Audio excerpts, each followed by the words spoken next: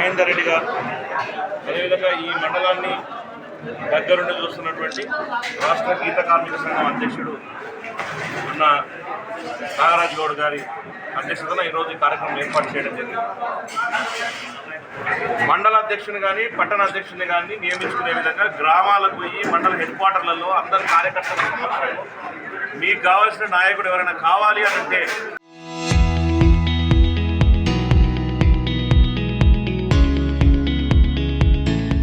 ఎవరైనా పేర్లు ఇవ్వచ్చు.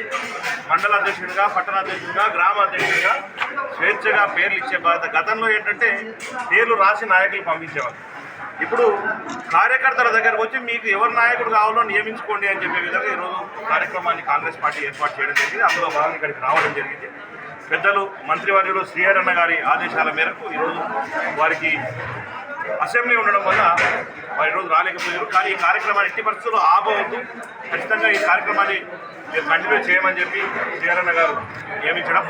అందుకే అందులో భాగంగా ఈరోజు ఇక్కడికి వచ్చి కార్యకర్తలతో అందరితో మాట్లాడడం జరిగింది. వారు ఎవరైతే మండల అధ్యక్షుడిగా నాకు అవసరం కావాలి అనుకునే వాళ్ళు, పట్టణ అధ్యక్షుడిగా కావాలనుకునే వాళ్ళందరూ పేరు ఇవ్వడం జరిగింది.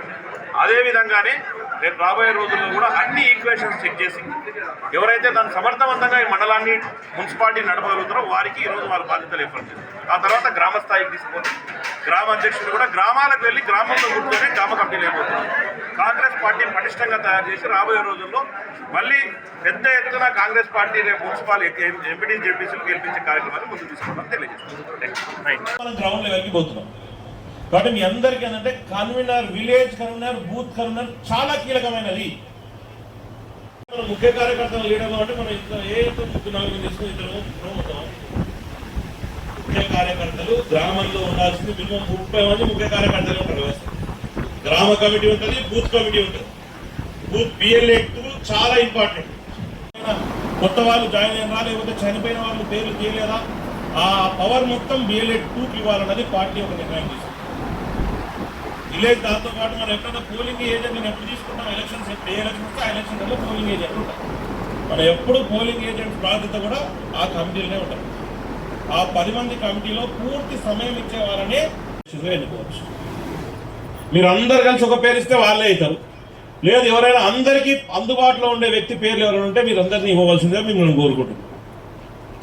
వీటన్నిటికంటే ముఖ్యం గ్రామాధ్యక్షుడు, మండల ప్రెసిడెంట్. ఎంత ఏ సమస్య వచ్చినా ఇప్పటి నుంచి ఏంటంటే మనకు అందరికి ఒక అలవాటు, ఏదైనా ఇంట్లో ఊర్లో చిన్న సమస్య వస్తే చక్కగా అంటే ఆ బూత్ కన్వీనర్తోన గ్రామ అధ్యక్షుడితోనే ముఖ్యమంత్రి గారి దగ్గర నుంచి ఫోన్ వచ్చినా, మంత్రి గారి నుంచి ఫోన్ వచ్చినా, PCC ప్రెసిడెంట్ ఫోన్ చేసినా, DCC ప్రెసిడెంట్ గారు ఫోన్ చేసినా డైరెక్ట్ బూత్ కన్వీనర్కి ఫోన్ వస్తుంది.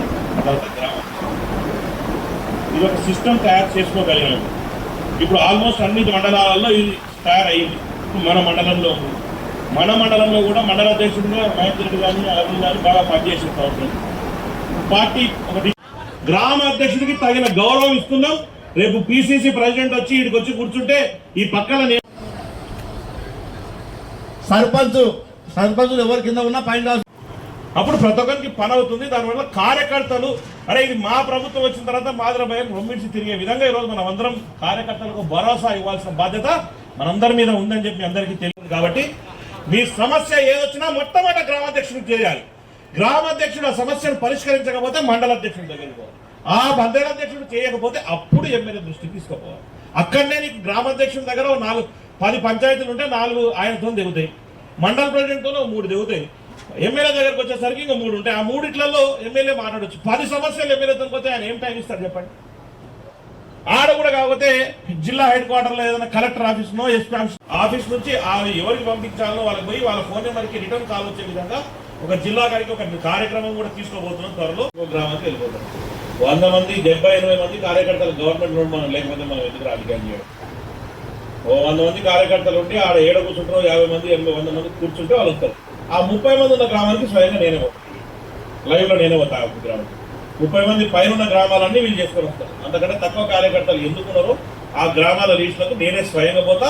అక్కడ ఉండే సమస్యను అక్కడ గ్రామ కార్యకర్తలు ఏ విధంగా పెంపించుకున్నాం అందరం కలిసి మండలాధ్యక్షుడు అందరం ఒక టీం కలిసిపోదాం. ఎందుకు ఆ ఊళ్ళో మన కార్యకర్తలు లేవో చూద్దాం. అటువంటి ఊరు ఉంటుందని నేను అనుకుంటున్నా. ఉంటే ఆ ఊళ్ళని నేను వస్తాను, లేకపోతే వాళ్ళే నడుపుతాను. ఏదైనా కానీ ఈ రేపు ఈ కమిటీలు అన్నీ అయిపోయిన తర్వాత మనందరికి కూడా జిల్లా ఆఫీస్లో ఒక పూర్తి సమయం ఒక రోజు నేను లేకపోతే శాసనసభ్యులు అందరూ ఒక రోజు జిల్లా హెడ్ క్వార్టర్ ఆఫీస్లో ఒక రోజు పూర్తి సమయం కేటాయించాలనుకుంటున్నాం. ఆ రోజు అది సోమవారం కావచ్చు, మంగళవారం కావచ్చు, శనివారమా ఇంకా నిర్ణయం తీసుకోలేదు. మండల కమిటీలు అన్నీ అయిపోయినాక గ్రామ కమిటీలు అయిపోయిన కూడా ఆ రోజు వస్తుంది. ఆ రోజు మీరు ఏ సమస్య జిల్లా ఆఫీస్కు పోయినా ఆ సమస్య కలెక్టర్ దగ్గరనో, మంత్రి దగ్గరనో, ఎమ్మెల్యే దగ్గరనో ఎవరి దగ్గర సమస్య లెటర్స్ వస్తే ఆ షోకాల తర్వాత ఆ రిప్లైని బట్టి పార్టీ నుంచి ఏ విధమైన తొలగింపులు ఖచ్చితంగా ఉంటాయి.